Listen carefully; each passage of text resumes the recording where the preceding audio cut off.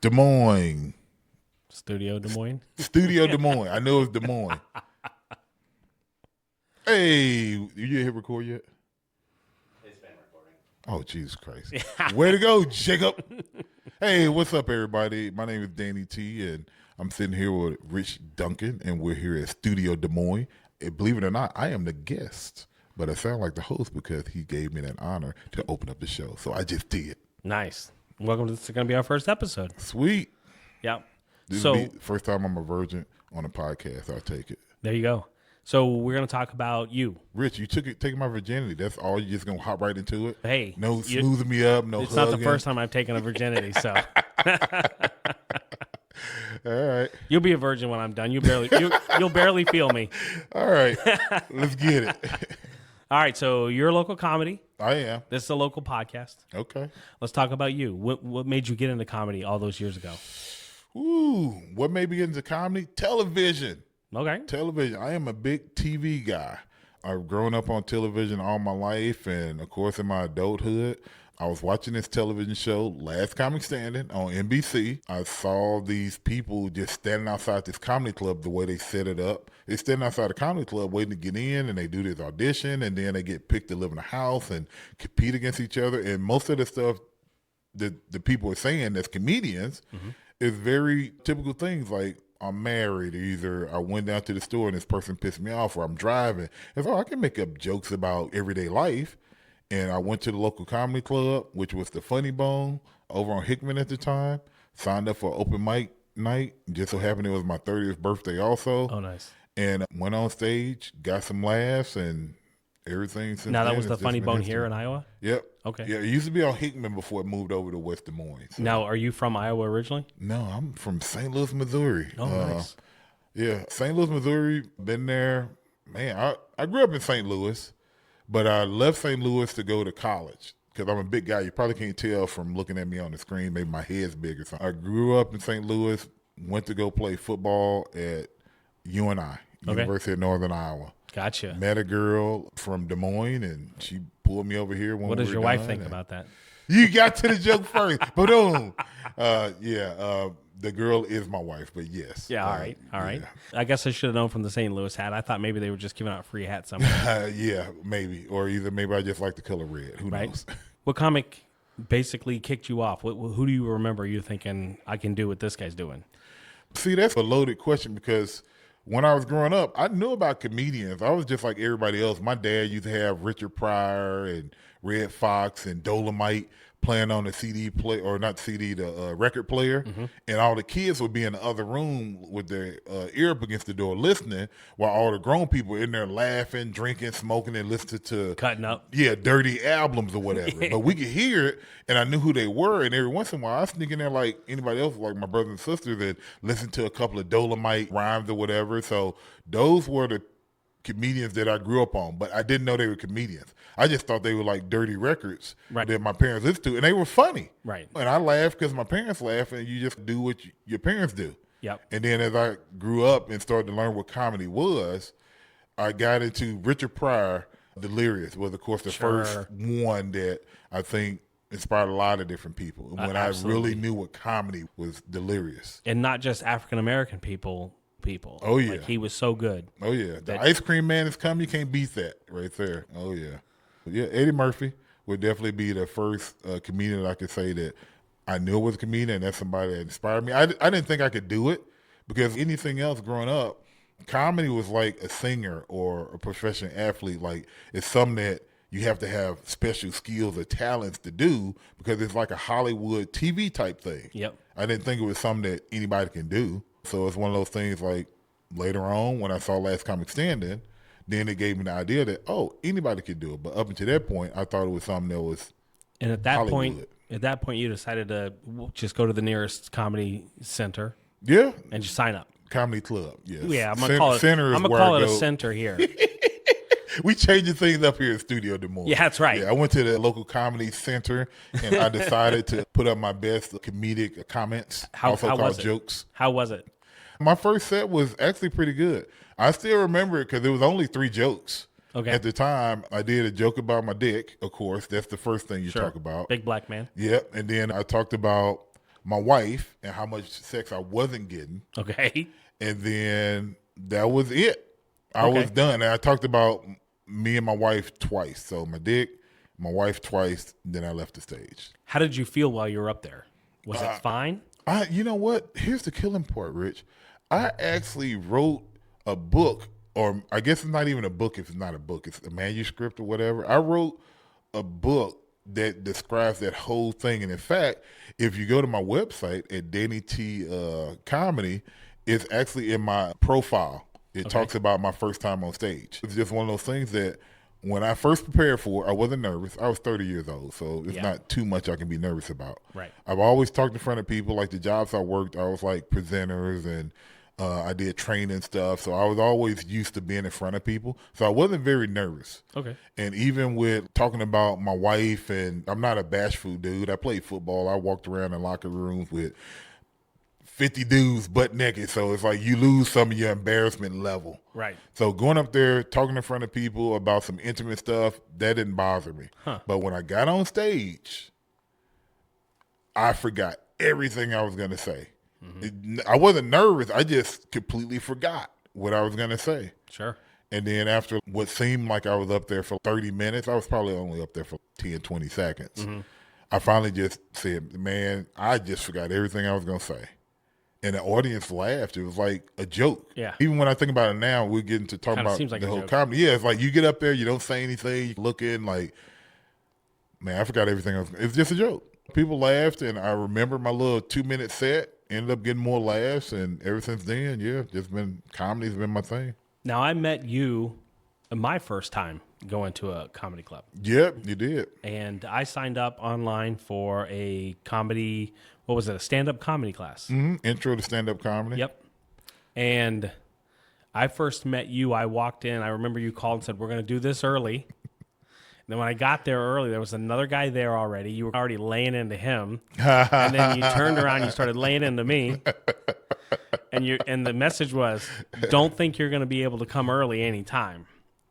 Oh, yeah. And at that moment, I remember leaving the room, not because I was intimidated or scared of you, but because I was so excited that it was you. Oh, really? And I didn't know who you were, but there was something about your energy that just got me really excited for being there. Oh, and wow. so I got out. I wanted to get out of your way and let you do what you had to do. Okay. And then I came back in at the right time.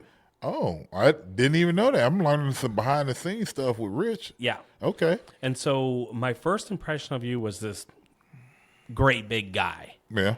And bellowed. You've got what I would call a battlefield voice, a commander's voice. Oh, sweet. So you I just take like that. barking out like orders and stuff. Okay. I did also get to see how that played with a multitude of other people who showed up for this comedy class. We probably had, I think we had 13 people. Yeah, it was a good number of people. It was a for pretty this good class. Yeah. And I got to see all of these people basically, some of them froze, some of them laughed it off, some of them joked because they didn't know what else to do. But you had such an impressive presence. Oh, wow. And it always stuck with me. Okay. One of the other things always stuck with me is one of the guys that was in the class, much later on, they were like, they said, we all can't believe, what did they say? We're so impressed by the fact that you're able to sit there and talk to Danny the way you are, because we're all scared of him, but you're willing to just cut jokes with him. Like remember you said you could probably get credits for this at DMAC, and I was like, I'm going to find out. And Oh, yeah, man, you gave me a lot. I had no clue. There's so many times that I don't think of much of anything. I don't see myself. I know I'm a big dude. I know I got a deep voice. I appreciate the commander voice. That sounds good. I'm going to put that in my resume. That's a good idea. As soon as we leave. But yeah, just being able to, I like the same thing you do. I think that's why I think we got along from what I think in the class. Yep. Is because you like to observe, I like to observe, and just being able to observe and then make not judgments, but opinions about stuff and use it is pretty cool. Just watching how I interacted with other people, that sounds like something that I would have done. That's pretty cool and pretty there was one interesting, specific so. individual. I won't name him here. Are you talking about Clark? Nope. Oh. Nope. It was actually Pax. Okay. Who, yeah. In the beginning, whatever you say, he absorbed. I would say, I don't know if I want to say emotionally, but I would say emotionally, he absorbed like you were Against talking him. against him or down on him. Right. And I saw you soften a little bit and finally say, look, I'm just trying to do the best I can for you. I see something in you. Right. And so I'm basically being, I mean, this is going to sound maybe terrible, but you were basically being that old black man on the football team, the coach who found that one kid who had something special, and you were trying to impart as much wisdom on him as possible. The first thing I thought about whenever I talk to people, I always think in movies because once again, I watch a lot of movies, a lot of TV. I think about that one scene in Remember the Titans when Coach Yotes had got rid of Petey because he kept fumbling the ball. Yeah. And or not Coach Yotes, whoever the white guy. Yeah. He went over, put his arm around him, and talked to him. Said, "I see something in you. I want you to go play D-back for me." And it's like I never played. Don't make a difference. Just go out there, stay with him. So I recognize what you're saying. Yeah. To the sense of it's like when I see somebody down because I do have a day job that kind of uses that skill anyway. Right. Where I see somebody down, I know when I'm probably going too far and pushing people because that's what the class is all about, pushing people past their comfort zone to get the best out of them. But when I do see myself pushing myself because they're not ready for it, I can pull it back and hopefully get them to understand why I'm doing it. I'm never doing anything just to be a dick about it. I'm doing it hopefully to get something out of them that will help them in stand-up comedy. But man, when you got through to him, it was almost like magic. He started curbing his jokes. He started making them shorter. He started pulling the unnecessary things out of it. And then he just stuck to like the things that you were saying. And then it was just amazing. At the end of the class, his set was so tight. He was funny. And he just killed it. And I was sitting there thinking to myself, that's amazing. Now, for me, I didn't really take the class to become a stand-up comedian. I took the class because I know that when I stand up in front of people, I tend to black out. I tend to get nervous, anxious. And I was trying to abate that a little bit, get rid of it in my life. How did that work out for you? I still probably would have it if I were to go stand on a stage and try to tell people jokes. I think if I had a message that I knew very well that I was trying to give to people, I think I could talk about it fine. So it really did help me out as far as like working that out. As far as telling jokes to people, it's not really what I'm meant for. Now, probably improv. I was actually really sad when Teehees went away for a short time and they started going on tour and going around because I really wanted to take Tim's class to do the improv because I thought I'm better when I'm riffing off somebody else. I'm better when I have to think fast. Because when I have to think fast, if I'm in a crowd of friends, I can come up with things really fast. But when I've got to stand in front of somebody and be the person who's just trying to make them laugh, and I'm the only person in the team, it doesn't work out quite as well for me, no matter how much I rehearse the things that I want to say. I don't get the timing. But here's the thing. I've maybe been on stage 3 times, maybe 4 times. You're never going to be a stand-up comedian after 3 or 4 times. I imagine, and I don't know this for a fact, but I imagine that you have to repetitively go back, make it your life, keep doing it over and over again before you're going to get it. I would say when it comes to being a stand-up comedian, I don't know for everybody, but I would still say that the thing that makes somebody a comedian, and I think you do have the ability to go up there and entertain people for whatever amount of time by yourself, it just comes down to one thing. If you are this, I'm going to see if you paid attention to class. If there's one thing, if you're this, you can entertain anybody on stage. What would that be? I have no clue. Come on, Rich. If you are...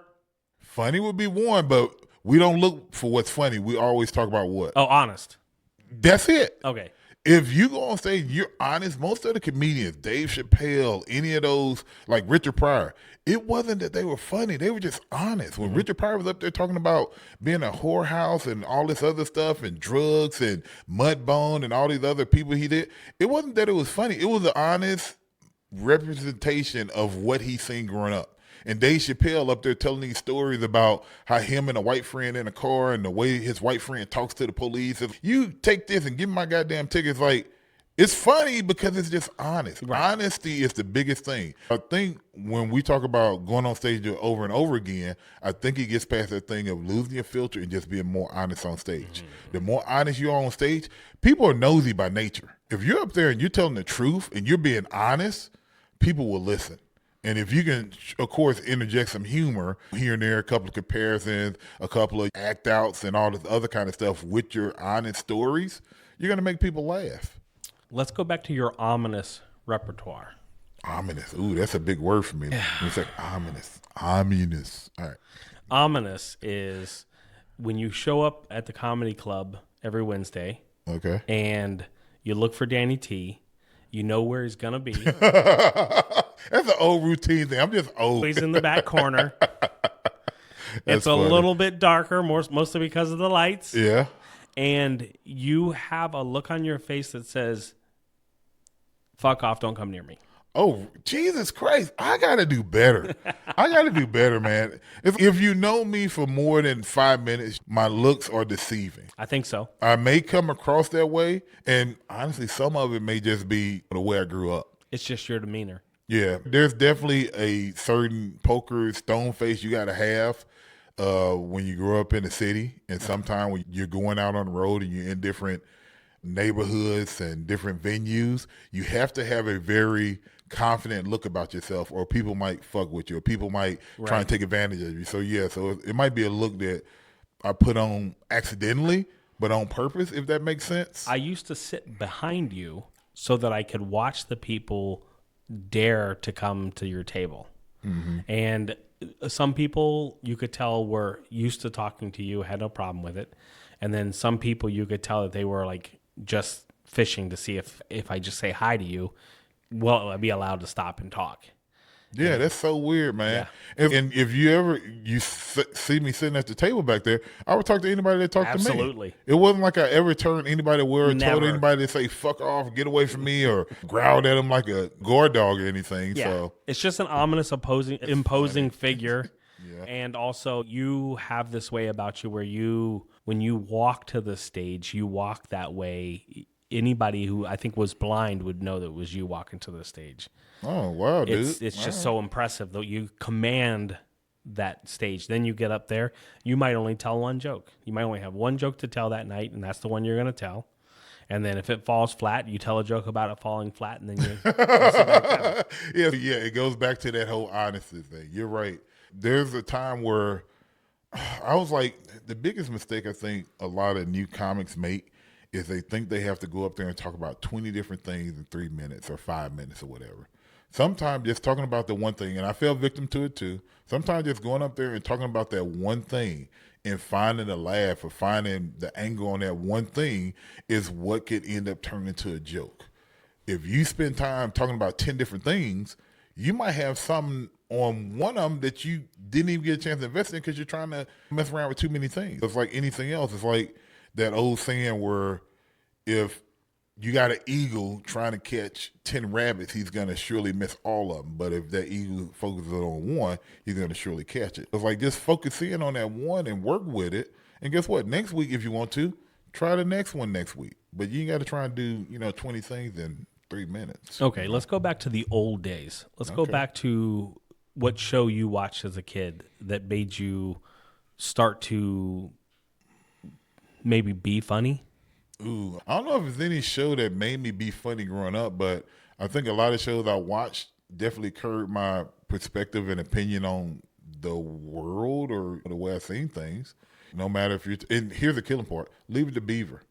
Leave It to Beaver is a black and white show. A lot of people may not even know what that is. Pretty sure your engineer Jacob don't know what Leave It to Beaver is, but people of my generation, they understand what it is. It was just very simple situations, which is what I like to think of my comedy of. It's just very simple things. Mm-hmm. It doesn't have to be super complex with 5 different characters and 3 different storylines and everything else. I remember one of the funniest episodes I saw on Leave It to Beaver is Beaver kept losing money over and over again to the point his dad, Ward, would yell at him and say, he better not lose money again. I don't know if he would whoop him. I don't know what the threat was, but Beaver was scared. So sure enough, Beaver got money to go get a haircut. He lost his money, and the barber was like, I can't cut your hair without no money. So Beaver was so scared to tell his dad, he asked Wally to help him cut his hair. And it was the worst, patchiest haircut ever. And Wally ended up trying to cut his hair for Beaver. Uh-huh. And it was so patchy and so bad, they wore nightcaps or whatever and hid it from the parents, and the mom came in there to look. You have to watch the episode. I'm not doing it. But it was simple. It was simple, and it was just about Beaver lost money. He tried to hide it from his parents. Wally cut his hair, made it worse, And that was it. And it was the funniest episode ever. And it didn't have all these twists and turns. So when it comes to my comedy, I try and keep it simple. I just focus in on one simple thing most of the times. And a lot of people say they can see my punchlines coming. Great. See them coming. Because even if you see it coming, it's about how you deliver it or how you say it, because you can still get a laugh out of it. Sure. It doesn't always have to be shocking and surprising. So from 1 to 10, or I'll say from Stephen Wright to Dane Cook. Ooh, okay. I like that. That's a good opposite right there. You've been studying. I like that, Rich. Where are you about in that range? How much detail you put into your jokes? Details I put in? Oh, see, I thought you was talking about the animation. Or that, however you want to take it. Where do you feel like you're in between those two, what I would say, extreme differences? Ooh, that extreme difference. I would definitely say I am about 2 steps away from Stephen Wright, because I am close to deadpan. When I first started off, I used to do straight deadpan, 100%. I never cracked a smile, didn't laugh. I took that ominous look, did I pronounce it right? Sure, ominous. Yeah. And used it in my favorite words, like, wow, this dude don't look like he's finna tell jokes. And it's, he's saying some funny stuff, and he's not doing much. He's just saying funny stuff. But it got to a point where I just felt like some of the things I was talking about, it made me smile, or it made me respond like somebody didn't laugh or did laugh or whatever. I had to say something to him. I just couldn't keep going on being deadpan and not react to it. I started reacting a little bit more, which took me out of the deadpan. That's why I'm saying a little bit 2 or 3. But you'll never see me dancing and using a mic as some kind of prop or the stew. I can't get that animated. Right. So I get a little bit more animated than Stephen Wright, only because deadpan was fine, but then to be more honest with myself about what I've seen and how I felt about jokes, I just felt like I had to do something more. It was about the feelings you had. You were like, okay, I feel like this is the right thing to do, so I'm going to do that thing. And there were times that I could have just kept killing and just say deadpan, but it just didn't feel as natural sometimes. So that's, I used to call it, and I still call it, I call it the coma style. Nice. See, a lot of people say, and I remember I did a contest in Atlanta, Georgia. I can't remember the name of the club, but it was when I was really like going on stand-up comedy gung-ho. I took a trip all the way down to Atlanta just to do a showcase, and hopefully I was going to get some work from it, and came back. I remember the guy telling me, I like that you was doing the deadpan, but you broke, and I didn't like that.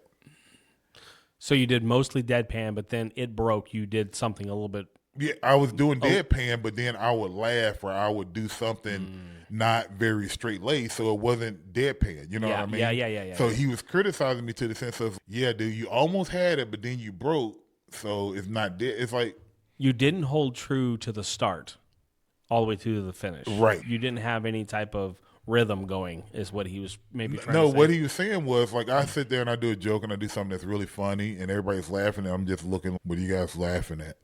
Then I do another joke and then everybody's laughing and I look like, yeah, whatever. And then after like third or fourth joke, I do a joke and they're laughing. It's like, yeah, that was pretty funny. Yeah. And then that right there was enough for him to say, now you ruined the illusion. Yeah. The illusion of you were so aloof and just aloof. You like that? Yeah, you were just so out of it that, and then I leave the stage after all these big laughs, like, all right, see you guys later, and just walk off. That would have been straight deadpan, because Stephen Wright, I don't think anybody's ever seen, I haven't, him crack a smile or laugh at his own joke. Never. And that's the reason why when I done it, he said, hey, you broke it to the sense of you smiled or you made a comment about your joke. It's like you broke that wall. It's like in a movie, like with Deadpool, we know he breaks that fourth wall. Yep. But if you break the wall and you're watching like, some other movie, it's like, now you just took me out of it. Like I was with you, now you messed it up. So that's what the he illusion's said about, gone. Yeah. So with my stand-up, he said, I broke it. And I remember after that, I didn't do deadpan the whole time. I start off low key or very low energy or whatever else. And as I continue through my comedy, I slowly start to wake up, like I said, to about a level 2. I never get to a 10, but I'm a little bit more animated than I am when I start. Okay. That's all. So you have a progression, you have a cadence. Yes. It builds a little, and then you're done. And then I'm done, right. That's why I call it coma. I'm a little non-responsive at the beginning, but slowly I get a little life and you get a little finger twitch or whatever else, but I'm not up running around or anything. I named it Tacoma Style, and Now, that's these it. days, Yeah. you hear so-and-so is on a Netflix special. Who is that person that you just have to watch? Ooh, on a Netflix? I think the only one that really gets that would be Chris Rock. Chris You know, Rock. when he did that one about the Will Smith thing. The recent one? Yeah. was great. What was the name of it? I don't know, remember. I know it was live. That's crazy. I know it was live, and he finally addressed that whole slap thing at the Oscars because people had been waiting for years to hear him say something. He punched back pretty hard. He did. Yeah. And whatever that special was is like when I see Chris Rock or Dave Chappelle doing the Netflix special, which Dave Chappelle has all these deals at Netflix that he just does over and over. Yep. Those would be two that I would definitely watch. Definitely. Although there are a couple of more comedians that I've been watching recently, and guess where I got these comedians from? Students, people that have come through my class. Normally, I do a pre-interview with everybody coming into class. Should I look at the camera when I do this? You can. Hey, so I do this pre-interview with most people, and I ask them what comedians they like to listen to or watch. And there was a couple of names that they gave me that I never really watched them, but after hearing them, I went back and watched like, oh, wow, they're pretty funny. And I'm going to butcher their names, but one is like Nate Guerra or something like that. No. I'm Sagara. Yep. And then the other one is Nate. Barsgate? Yeah, there you go. Those two guys. I can't even pronounce their names, so It's of course okay, I wasn't yeah. watching them. Sure. But those were two that some people had gave me to go watch them. And dude, I watch them and they are funny. And Tom Segura is hilarious. I agree with you 100%. Absolutely. And so I will watch their Netflix specials, and they weren't ones that I would say that I was fans of at the beginning because I didn't really know who they were. So I have a little shame around Tom Segura. Oh, you got a little what? Shame. Oh, what's up? We had tickets. We had really good tickets.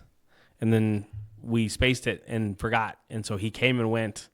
And then I looked at Jacob and said, hey, when is Tom Segura going to be here? I went off and looked and says, fuck, it's past. You wasted money on tickets? I had tickets. Oh, We were my probably, goodness. knowing me, we were probably in the third row Yeah. and just gone. And he's one of my favorites. Oh, man. Yeah. Yeah, I would have went to go watch it. In fact, I got a story for you. Guess who I seen at the Civic Center? Who? Bill Cosby. What? Yeah.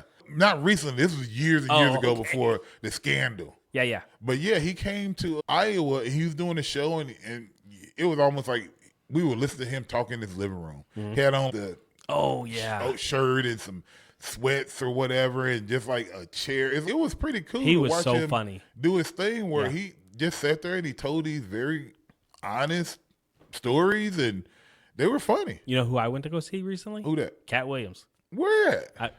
Here Really? in the arena. See, I always keep hearing these stories that he's done touring, but then I Oh. hear about him being Guess out who there showed doing- up? Guess who showed up? Steve Harvey. Monique.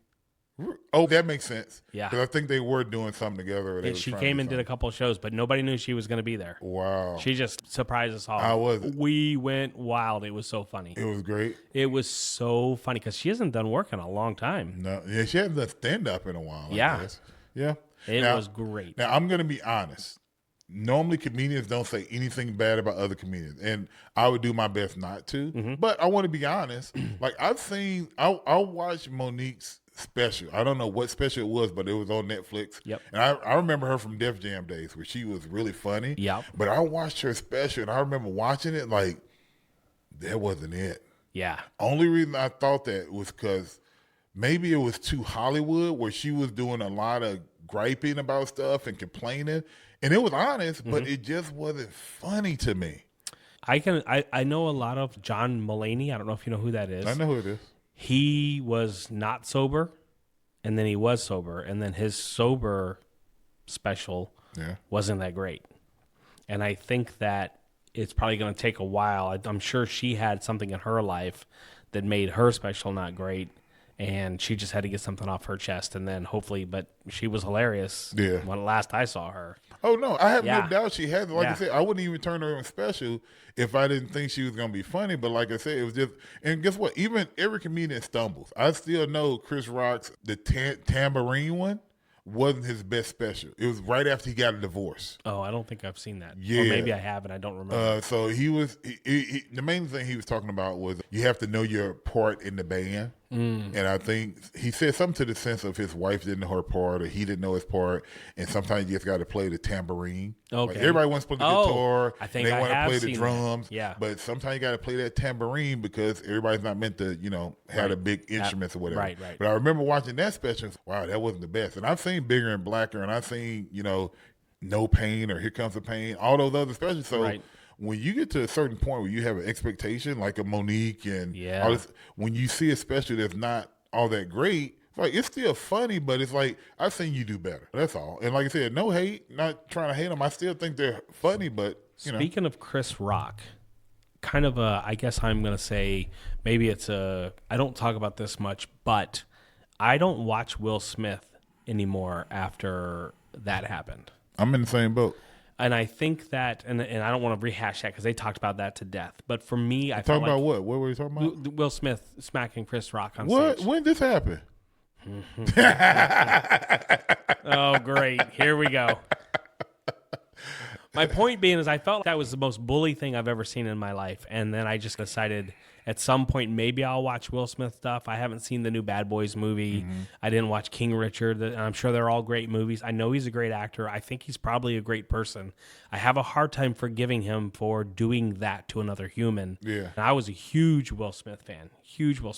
Right. And so I think part of me still cries out to want to be a Will Smith fan. I won't watch any old movies that I used to love watching, I Am Legend, any of that stuff, because Shark Tales. I just don't want to. Shark Tale, yeah. got a chuckle out of Jacob over there. And for some reason, I guess it's something on principle inside of my body just says I don't want to watch him until he does something to make me feel better. I think that's why we get along. I'm in the same boat. When that happened, I took a stance also to the sense of I wouldn't watch any. I love Fresh Prince of Bel-Air. The Carlton and Ashley and Aunt Viv, all that stuff. Great show. It's funny. But after that happened, dude, I couldn't even watch it anymore because, like you said, it's just I can't reward a bully. But in the same breath, I miss the Cosby Show. So I'm just saying, man, I know you don't want to reward Bill for, if I can call him Bill, Mr. Cosby. So if you don't want to reward him because of the actions he did, but it's like that was a number one, like all these shows in syndication, but yet still the Cosby Show is nowhere to be seen. I just figured out the answer to the question you asked me earlier before we started the show. Which show would I want to watch when it came on? Yeah. And I did not realize it was Fat Hour until you said something about Bill Cosby just then. Yeah. I used to want to watch that show so bad whenever it came on. It was something about, who was the guy with the ski mask all the way over his face? That's not Mushmouth, is it? Russell? Was it? No, Russell had the cap. No, that was Rudy. That was Rudy. Ruby or Rudy. Yep. And then Mushmouth. Was it Mushmouth? Man, I want to say it was Russell. I was so intrigued about that. Being a military brat, right? Living in another country in Europe, not knowing what even cities looked like in America at that point in time. So you were born out of the country? I was born in Virginia, and then I moved, at 3, I moved to Japan. So you didn't know anything? Not until I moved back here. And then I moved to a crappy little place in New Mexico. It was just desert, and that wasn't even indicative of what American life was at that time. And so I didn't really get to see any of that stuff other than what I saw on TV and the things that I saw. The only thing that really showed me city was that. Right. Like I told you, the other thing was Hee Haw. There wasn't really a whole lot. Heart to Heart, right? Yeah. General Hospital. Those were the things. And we only had one channel, so we only got to watch one show at a time. Man, we didn't get the so pick. much. So much stuff I missed. Oh, yeah. Yeah. I tell you what, my favorite shows, like, I wasn't a Dallas guy, but I know my mom loved Dallas. Do you know these references I'm talking about? Yeah. Okay. So you did do some catching up. And I liked even as a kid, I remember that we would go outside and play like football in the street. But during this time, it was this show called V. Yeah, V. Where the aliens, the lizards. People came out or whatever. People would leave the football game to go watch V. Yep. It was that interesting. So, yeah, I remember a lot of those old shows. G.I. Joe. I like cartoons. Yeah, Joe, me too. Voltron. I even watched Transformers. GoBots. No, that was not. You didn't like generic Transformers? No. I like watching He-Man and all those other ones, man. Like all the cartoons. And what about this? I'm gonna see if I can do a trivia question for you. Do and it. I know Give it to me. it was a fighting force made of birds. Hold on. A fighting force made of birds. I've got a picture of them all with their headdresses Yep. and the beaks Yep. and Yes. the feathers. I do remember that. I don't remember the name of it, though. That G-Force. G-Force. I love that show, man. So many of those old cartoon shows like that. And you can't forget about Speed Racer. Speed Racer, Yeah, that always wanted me to. Racer X. Yeah, get a pointy car. Yeah, Racer X was the cool when you had a pointy car. But he was actually his brother, Rex was Racer. it? Yeah. Spoiler alert, you didn't tell me that. Sorry, I didn't know that was going to happen. Yeah, I like watching all the old cartoons and even the old TV shows. Like I said, Leave It to Beaver and the Cosby Show. I know it's not as old, but yeah, I grew up Different Strokes. Good. I still watch right now. If you don't have it, go to Roku. If you have Roku, Okay. they have all them old shows on there. I found myself, my wife thinks I'm crazy. I was watching the A-Team for a whole day. Like I found A-Team and I just literally sat there and just binge watched A-Team. So your wife is probably right. I am crazy. Yeah, she probably is. A-Team, Leave It to Beaver, Bewitched, you name A it. show that I'll watch is MASH. Ooh, really? I never got into MASH. MASH is really low-key funny. Is it? Yeah, but probably in a misogynistic way. Because the doctor's always chasing the nurse, and it's wartime. I had a great comment, but I'm going to just keep You can say it. No, I can't. Because then it crossed to that area I didn't want to talk about. Okay, yeah. But it is low-key. It is very funny. You should definitely give it a try. I just couldn't get past the theme music. The theme music was just... Yeah, it was just so sad. And honestly, when MASH came on, it was always like close when I was sleepy or tired. It was like a really late night definitely. type show. It didn't come I think on it's like because of in the prime content. time. Is that what it was? Yeah, even though they weren't actually showing sex, it was a lot about chasing tail and Oh, stuff like really? that. Yeah. Maybe I do need to go back and watch it. Yeah. then. Okay. It's pretty good. It's got some pretty funny zingers. I would definitely say there are some, for lack of a better way to say, some white shows that I need to go back or that I have watched that actually been pretty funny. Like I started watching Cheers. I was going to ask about that. Which Cheers wasn't a really like a bar in Boston, doesn't sound, but you watch it and it is funny. Yeah. And I watched it when they had Coach on there, and then it changed over to Woody, because every sitcom has got to have that stupid goofy white guy. character, I hear you. goofy character. Because even with Friends, they got Phoebe. You know what I'm Right. saying? Or Joey. Yeah. Like every show has to have that one goofy person that everybody could joke about or just. Now, make did fun you of. watch Friends? No, I wasn't a Friends watcher either. I wasn't either, but I am into sitcoms. I've been trying to write my own sitcoms for like the last 15 years. Okay. And I've gotten 2 pages written. So Good. Yeah, that's not bad progress. Hey, I'm right on track to get this done. I always have these grand ideas in my head that I can pretty much talk through a whole show. Like we talked a little bit about an idea you had. Yeah. But I could talk through a whole show, but when it comes to putting it on paper, I struggle sometimes. Like, man, I have this really good concept for a show. Yeah. But I just haven't finished it yet. I used to have a concept for a show. I wanted to create something where there was a character like Elon Musk, and he started building robots, and then they started replacing people with robots. Well, And then COVID happened, and also at the same time, Elon Musk started making robots. So then I started thinking, maybe I'm crazy. Maybe I'm actually making this happen. Like I'm manifesting this stuff. right. So I had to stop thinking about that.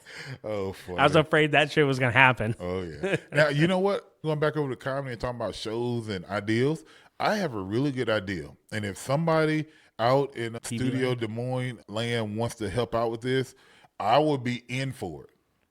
I would be open to go do open mic tour. It'd just be literally like a office, like reality show type thing where you follow these 3 or 4 comedians. They're piled in a van and they go hit an open mic in a different city. Oh. Go hit one in Kansas. Go hit one in Missouri. Go hit one in Chicago or Illinois or whatever. Like, and they're just like typical open. They don't have to be big fans. They could be the really shitty ones where it's only 10 people and, you know, some locals. But it would show like all the different things that comedians have to do before you see them on the Tonight Show or in movies or with their Netflix special. So just to get that homegrown open mic feel. But the characters would be, and Dane Cook and Tourgasm kind of did it. Yeah. But they did it on a large scale.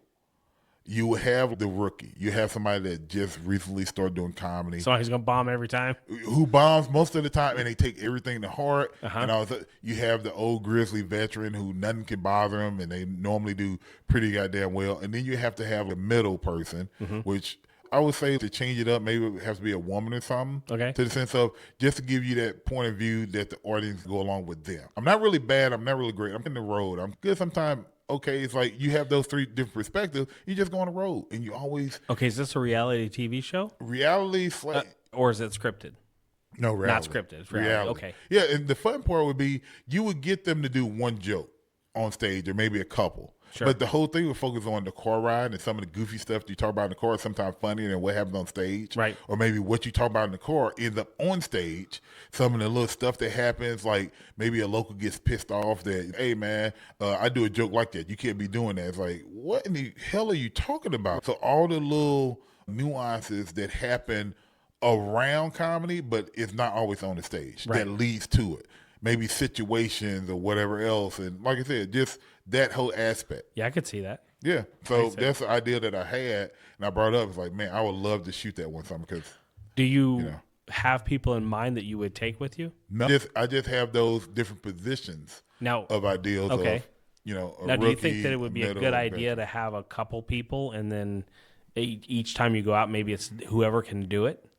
Oh, yeah. It's like anything else. You would definitely have, like, your main characters, but you introduce other people, like on Seinfeld, take, for example. You always had the 4 main characters, but then you get the soup guy, you get the... So maybe it's a van full. Maybe you've got a van full of comedians that Yeah. are just traveling up to the next spot, and everybody's just got to be open. And you might have anywhere between 4 and 8 comedians in one big van, one yeah. church van going up. Yeah, to it's like I somewhere. said, I and then didn't you're raiding into the comedy club, right? Like these people don't even see you guys coming. You've never been there. Everybody there is new to you. I think that was the problem one of the problems that I had, and probably some of the people from our class had, is that every time we would go to a open mic here, it was the same people honing the same jokes, and it made it hard. And then being not one of the usual suspects, we would get the late spots, and that's tough. Yes. Then at the end, you're bombing, but you're bombing in front of like 3 people, and one of the guys doesn't have any teeth, and he's trying to laugh, but it's more of a gurgle. Yeah. Yeah, that is a tough one for new comedians coming up, especially with Des Moines, which actually has a pretty decent scene. When you go to, when we went to Tee, you got like over 30 comedians signed up. Yeah, that's not bad. And you're only doing 3 minutes. First off, 3 minutes is not a lot of time, but like you said, then you have to wait like number 25, 26. And you're talking about an hour and a half, 2 hours into a show. Right. And people leave after a while because it's almost a delicate balance when it comes to the open mics and the way they did it at Teehees. When I first went to Teehees, they used to do first come, first serve. So if you showed up and you signed up at number 7, you was going 7. You showed up, you signed up number 1, you was going number 1. You went where you signed up. But what ended up happening was you have some of these newbies show up and they wouldn't be that good. So people that went to open mic, the first like 30 minutes is just not good. Right. And And people anybody leave. who's not a comedian would get up and go because it wasn't entertaining. Yeah. So it's just like, then it's just like now you got a room full of just comedians to entertain, even when you get to some of the people that are a little bit more seasoned. And it's just like, what's the point? We've already ran off the crowd with shock jokes or jokes that weren't that funny. So Right. I think they start trying to pepper it a little bit where you had a couple of people say, hey, it's pretty funny. And then some other people would go in that would be newer that, one, show commitment that they were coming. Like Right. I've watched them. Take, for example, Brett John. Was he in your class? I don't No. think he was in yours. Brett John was a guy who was in one of the classes that he would show up just as much as he's moved to Florida now. But because he came down there were times that I would see him being at number 20 or 25. But the more he showed up and the more he stayed committed, he started to move up the list. Not only because he was getting better, but he had a commitment to it. I don't think it would be right if somebody showed up for one night on a bet or dare from his friends Sure. and got like a prime spot and then never showed up again. Right. That's right. almost a That's disservice true. for other guys that are going Absolutely. down there and working All on the it time. doing. So Yep. when it comes to, I would guess that would be like paying your dues to a certain extent. You're lifting weights, right? Yeah. You're getting stronger. Yeah. So it's just, believe me, those late spots are not good. Because I remember when I first started off, like I originally started off at the Funny Bone, like I said, over Hitman and all that stuff. And when I went to Teehees, it was after the pandemic. So I was new to them. Nobody down at Teehees knew who I was really. I come from the Funny Bone. And then as I came over to Teehees, I had to work my way through. I got like a late spot. One time I remember I was going up 22nd or something. And I was sat there for a long time. But I didn't ego trip off of it. I just sat there, waited, got up there, did my little spot. And the more I went down there, the more people like, oh, shoot, this dude's funny. It's like, and some people, after a couple of weeks or months or whatever down there, they started to find out who I was because I had been, Sure. I still claim this. 20 years ago, I was the only black comic in Des Moines. There was no other black comedian. If there are any other black comedians out there who would like to dispute this, I challenge you. reach out to me. I challenge you. 20 years ago, and believe me, I was looking because comedy is that lonely word. You can almost tell. I almost did the coma style with this interview. Yeah. I thought I was very low key, and now I feel like I'm yelling. Yeah. Jesus Christ. But yeah, back when I first started 20 years ago, I was looking around for anybody to hook up with and Write learn jokes. and Yep. do all this stuff. Yep. And it's not that I was looking for black dudes or black people, but it's a small community. It wasn't that many of us around, so it's like Sure. I'm looking for somebody. Yeah. And I just didn't see any in Des Moines. Right. Now, that might have been some in Omaha and other places and everything else, but Right. in Des Moines, it wasn't many. Now, after about 5 years of being in, more people started to show up. Yep. Man, Darius Day. no, Darius Day is really late. Okay. He's 15 years later. Dante Powell. Yeah, No, but but he was the name I remember before I stopped doing comedy on a consistent basis. He showed up. And there was a couple of more. I can't remember their names. Man, I apologize. But I know Yeah. it was a couple more that showed Sure. up. Like 5 years of me being around, and maybe we just ran across each other's paths. But, yeah, before then, Right. I hadn't known anybody. I had been to the Funny Bone, and I had been around to a couple of old places like Billy Joe's, and we used to travel over to Penguins over in Cedar Rapids. Okay. Is to that do still a open thing mic. that exists? It is not. Okay. Because they had a flood that flooded out the old club because Uh-huh. they used to be on that main street in Cedar Rapids. But when the river overflooded, They literally got wiped out by a flood. yeah. Wow. Yeah. And it Biblical. was a cool club. I still remember that club, man. It was like one in a basement. Right. Like when you went over there, you go down these little steps or whatever, and it was, I remember seeing a duck that was like above like the little stage and everything else. It was a cool A little real room. duck or like a rubber duck? No, like duck. Oh, it said duck. What? Maybe I'm not saying the right technical term, but it's like construction stuff. Oh, that the big duct. tubing. I got thing. you. It was very industrial. Yeah, that's true. Yeah, Yeah, where yeah. you feel like you're in a basement. You're not on the roof and you just see Sure. walls. So, yeah, it was a cool little setting. And I remember Danny Franks, Chris Slickteen, and some other dudes over there who were like Cedar Rapids comedians. Yep. And then it would be some Des Moines guys that we would ride over, three of us ride over there in a car, just do open mic. Yeah. And then just drive back that night. That's how comedy was back then. And like I said, it wasn't many black dudes around. It was just me. Yeah. that I knew they was doing comedy. And I was working at the Bone, so I had like at least one leg up on a lot of different people because that's like that back then. That was the premier place to be. Right. If you made it to the Funny Bone, it's like, hey, that's one step closer to being like in a real club, not like a little bar or dive show. Didn't you just do the Funny Bone recently? I didn't do it recently, but I do the Funny Bone on a regular basis. Like I got a show coming up November 15th, 16th. Okay. Yeah. You over sure this about Funny that? Bone. Yeah, I don't know if it's the 15th, 16th or 14th, 15th, whatever that Friday, Saturday is in November. At the Funny Bone. Yeah, it'd Nice. be with Brooks Willen. Okay. Very funny dude. He's a Iowa guy who made it to SNL. Oh. Yeah, he was on SNL. Was he a writer or an actor? He was Or an both? actor. Yeah. He was an actor. I remember I did the show with him over at the Funny Bone last time he was here, and he had got a few parts in there, but I think it's really tough. The way he explained it, really tough to get featured on Saturday Night Live unless you write for yourself a lot. Right. And so he would write, but I think he was saying that he didn't get his sketches picked a lot. So it was really tough because nobody else put him in sketches, or if they did, it was on like a little part, so he didn't really pop. That's And interesting. Yeah, I think after a year or whatever. He decided to go his own way. Yeah, I don't know Yeah. details. I don't know if he decided whatever, but I know he's a talented writer Right. because he wrote this script because, once again, I'm trying to do my script that I've been working on for 10 years. Got 3 pages done. Well, 2.5 to be honest. That's one of my favorite parts of doing comedy, even though I don't know that I'll ever stand up again. I love going to some of the writing meetings that we have where we all get together and we work on people's jokes. Oh, yeah. I feel like I'm a better support cast in that. Like I can help people flesh out their jokes. It's something about being a writing team or a team of writers. Yeah. Yeah, it definitely works out. Yeah. I think I'm better at that than trying to write my own You jokes. got to and give stand yourself up. more credit. I think you're better than you think. Maybe. I just don't think you probably put enough focus on it. Yeah. But you got other things going on, apparently. You're right. You know? Yeah, I just decided to in a month build a podcast studio, right? And you got your regular job you're working, Yeah. and you got your personal life. So, yeah, I'm pretty Yeah. sure you got your focus on other things. But if you ever wanted to, you can get there. I say this with no lie. The class that I had with you guys is very good. You guys really took it serious. I think we did. Yeah, you guys they did anybody out there looking to take a Tee's comedy class coming up in years to come. The last class I had, they took it serious. They would go off on Tuesday nights to Smoky Row and do additional writing. Like we only wrote or did class like Once a week. and they would take it and do another week and try or another day in the week and everything. Meet up, try to write jokes. I think that most of us were so scared of you that we felt like we had to do. No, I'm just kidding. Goodness. I'm just kidding. I was like, all right, the first come I get it. But I will say I do have a background in education. Yeah.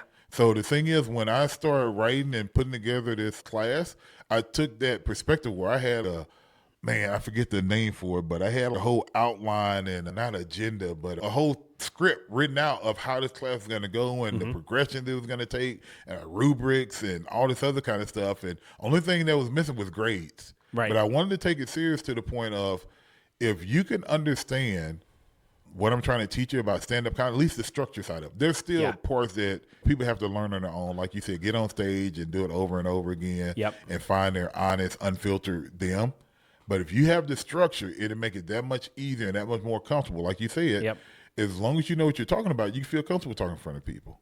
I think that the only feedback I could give you on that course was there wasn't enough time. Oh, I agree. And then I don't know that there would ever be enough time. It would not. I was trying to squeeze 20 years of knowledge into 6 weeks, which is very tough to do. And there were nights that I would probably talk more than I wanted to talk because I had the PowerPoints of showing the structure, but because it was like I was trying to give you indirect experience or tell you about examples or give you some feedback on it. It's always 20 different angles to one joke or one structure or one opinion that I was trying to give all 20 of them to you, and we haven't even went past the first slide. And I think that it had more to do with not the time that was there for the nights that we were there, but the overall length of time. I think you could probably add maybe 6 more weeks, and then also obviously compensate yourself, however, monetarily. And I think people would pay that. See, that's the thing about it. The world we live in, we want things now. Yeah, people want things now. So believe me when I say this, and not to mention, people will get bored, and life does hit. Life does hit, but that's how you weed out the people who are going to. Because I know, and I'm just going to ask you, what was your goal with the class? What was your overall goal? Here's a trivia question for you. My overall goal with the class was to introduce structured stand-up comedy to people that were interested in the craft. That was my overall goal. What was your real goal, though? You told us one point in time that you were hoping that one day you would see one of the students go out and make it? Make it. Oh, yeah, for sure. Yeah. That's always anybody's goal when it comes down to if you're helping or teaching or whatever else. I want to see people be successful, without a doubt. That's not everybody's goal. Some people are just trying to make money. Oh. You weren't doing that. Oh, yeah. You were in there. You were rolling up your sleeves. You were getting people all the knowledge they need. I didn't know what the structure of a joke was before I ever met you. I had no clue. I laughed at lots of jokes. Right. But I didn't know that there was a joke structure. I didn't know that there was timing. I knew there was timing, but I didn't understand how important that timing was. Oh, yeah. I didn't know all of the nuances in there. I didn't know how to break down a joke that somebody was saying in front of me. Right. And I actively don't do that so that I can laugh at the joke, currently. Right. So, because sometimes do you find yourself doing that? Sometimes I think too much about it, and I'm like, shit, Yeah. I wish I wouldn't have unwound that. Right. And so, but overall, you were teaching us all that stuff. And I think that what would have been great is I know that you were trying to get people to be good comedians and at least learn something, which I think we all did. Yeah. But also I think that if you had 2 separate classes that were back to back, and you couldn't go into the second class unless you finished if you did that first class. Are you talking about part 2? You do the first, like yeah, that? you do the first 6 weeks, and you could also sign up for the 12 weeks. Oh, you have to pass? And you don't have to pass, but you have to at least take. Right. Because you don't want somebody trying to jump into that next class without you being Right. able to instruct them on the other things. True. And We're going then- to be talking about some things like, what are you talking about? Yeah, Oh, yeah. fuck. You're not here. But then you would probably weed out the people that didn't want to do it. Dude, that is a really good plan right there. Yeah. I like that. And then somebody like me would have been in for the next part because I had the time and also I wanted to learn more. Right. And then I could get And see, in depth and I keep tell going. You, that second part would have been mainly about performance. I think that's the biggest thing that when it comes to the class, I used to spend a lot of time on structure. I had to change that around where out of the 6 weeks, I took the first 3 weeks and talked about structure, which Sure. only gave us about 2 weeks to talk about performance, which is a huge part of comedy, without a doubt. So Right. I changed that around where I reduced it by a week, where the first 2 weeks are about structure, and then the last 4 weeks are about performance. That would be the only thing. And in fact, there was one time I tried to make it 1 week of structure, which was a mess because Yeah. you can't understand the structure and get to practice it enough in the one night for 2 hours. No way. With you guys going to do a second night of the week really helped out. And I could tell because your class did a really good job when it came to the showcase. Yeah, we I was really super wanted to impressed. do it. Yeah. It was sad that Teehees started restructuring as we got out. We only had so much time to benefit from that. Yeah, That because we open didn't mic. get the stage as much because they were, That and even afterwards in the open Mm-hmm. mic, and then after Teehees decided Oh. to get up and move. move. Yeah, it was tough. But like I said, the classes have gotten better over the years. The first class I taught, I had 5 people who signed up and only 3 showed. Okay. And it was tough, but they were good.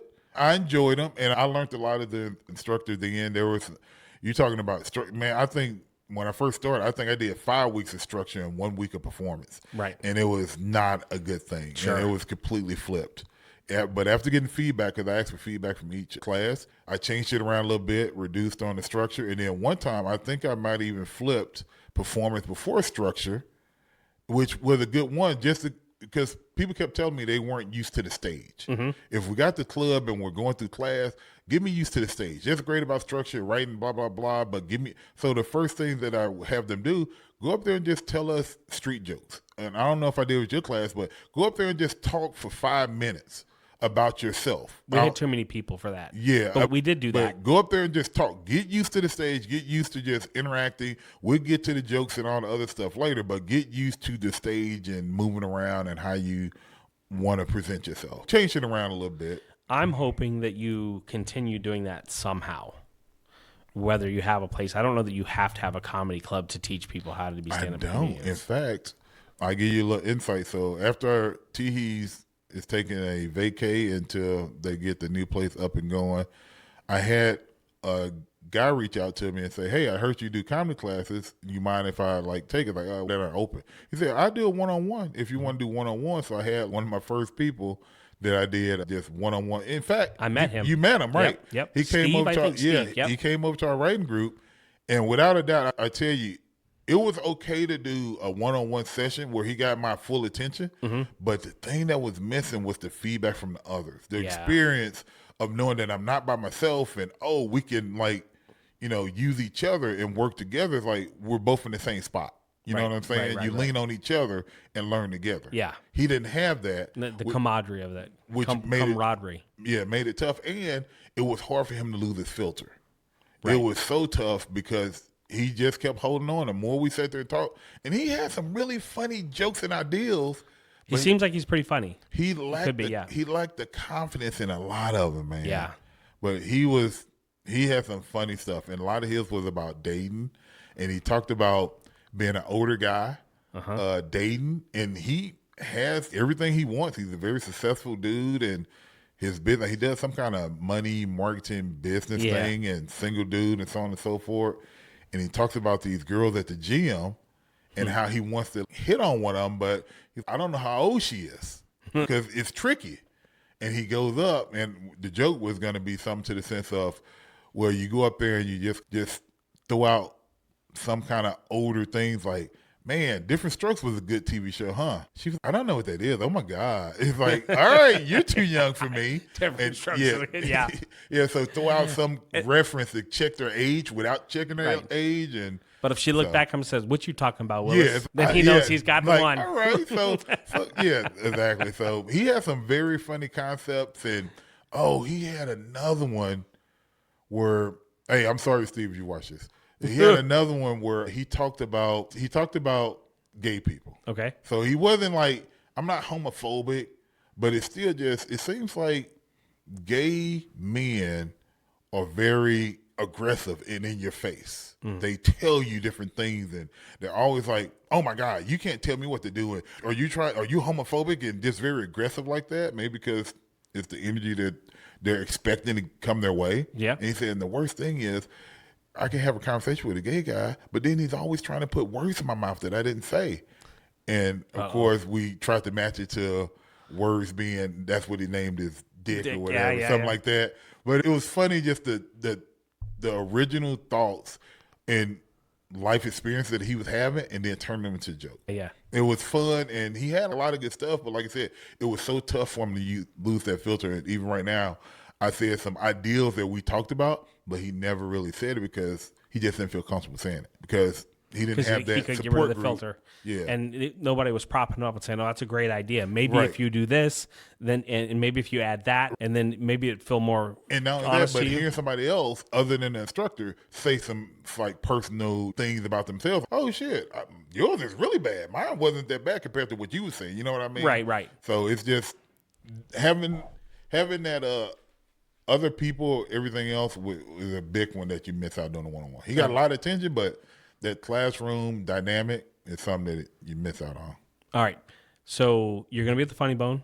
I am. I'm going to put the dates in the description of this video when it comes out. One thing I want to start doing with people that come on the podcast is I want you to think of a person who's exceptional in Des Moines. I don't want you to tell me their name. Exceptional. Somebody here in Des Moines that you think is exceptional. Somebody who you think would be good maybe to come on the podcast. Oh, okay. I'm with you. Yeah. But I want you to describe them for me without saying their name. Describe them without saying their name. Why are they exceptional?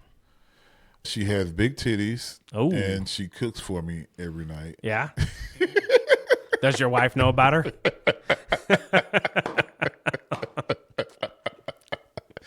No, I would definitely say I would, and this is going to sound like a suck up. I know it is, but I'm going to be honest. No names. Don't give me the name. Don't give you your name? Just the description? Tell me what's exceptional about them. This person, and this is on a personal note, this person has been very supportive of me and my ideals and my exposure to our life and everything else that not a lot of people would have put up with, I guess. And there were times that it was really tough for her, but she stuck around and stuck through it, and we definitely had our ups and downs and our fights about it. But yeah, finding comedy like late is tough. Like the biggest thing that I know that people have always kind of brought up, or at least it's been a situation, if you are doing comedy and you meet somebody, that is acceptable because they understand what they're getting into. But if you meet somebody and then you get into comedy, that's tough because they didn't sign up for that and they didn't expect that, and it changes. It doesn't just affect your life, it's others' life. You know what I mean? Yep. And even when I sit and I think about it, if you take away the aspect of comedy, how many people want their other person out there in bars late at night, wee hours of the morning, and doing all this? They don't. You know what I'm saying? Yep. Like I said, it might sound like a suck up, but I would say the person I'm thinking about has put up with a lot of that shit. 20 years of it. Yeah. You know what I'm saying? And I mean, we've had good times. We've had bad, and a lot of travel and a lot of complaining and a lot of stuff that looked like it was going to come, but then it didn't come, and then some stuff that didn't come. And maybe if I'm lucky, this person will at some point come on this show and we can complain about you together. Dude, you know that I sit here and I think about it, it would be so entertaining because it was insightful to hear what you had to say from a distance. Because, like I said, I don't realize some of the stuff I may do or I come across. So to hear somebody's observation of me, it's interesting, and it's like it definitely gets my mind going. But I don't know if she's lost her filter, but if she was somehow to give an honest, unfiltered version of how it is to be with somebody that does comedy from the partner side of it. Sure. Oh, and this person, I tried out my jokes with him all the time, and I would get like, oh, that's horrible. And it's like, it would be interesting to know how those people say. That would be an interesting thing right there. What about if you talk to comedians of the person? Other, yeah. To see what they get. How they really feel? How they really feel, to see Now, do you if think the that she humor would rubs off. suck up to you? Or like you're saying all these wonderful things about her, or do you think she'd lay it out all on the line? No, she would say, fuck me. I mean, no way. Because like I said, dude, put it this way, to be honest, in class, was I an asshole sometimes? Oh, yeah, absolutely. So at home, how do you think I am? I can't imagine. I'm an asshole all the time. So believe me. I'm sure you're a sweet, lovable man. You've gone 20 years with somebody. I've had my moments. Yeah.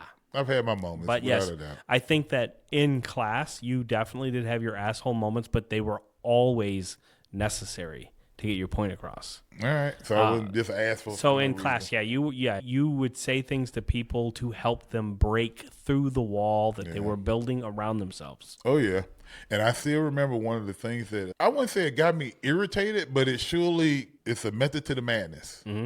Is when I was criticizing a lady in our class. I think because they weren't going far enough, or either something about whatever they did wasn't quite what I was trying to get from them. A person in the class started defending them and started saying, it's okay. No, it was fine. It was good. Yeah, I remember And that. it was almost counteracting what I was saying. Yeah. It was almost to the sense of, I am not trying to attack them. You don't need to defend them. But it was almost to the sense of, Yep. I felt like the bad guy, but that's not helping. I think that as humans, we tend to come to the rescue for people who we can see that they could be being attacked emotionally. Right. And not everybody is able to tell that another person is actually trying to do good with this. Right. This is sometimes if you want to make scrambled eggs, you got to actually break the egg. If you want to make a good comedian, you have to break the egg. Yeah. The shell has to come off. Oh, yeah. You have to get gooey.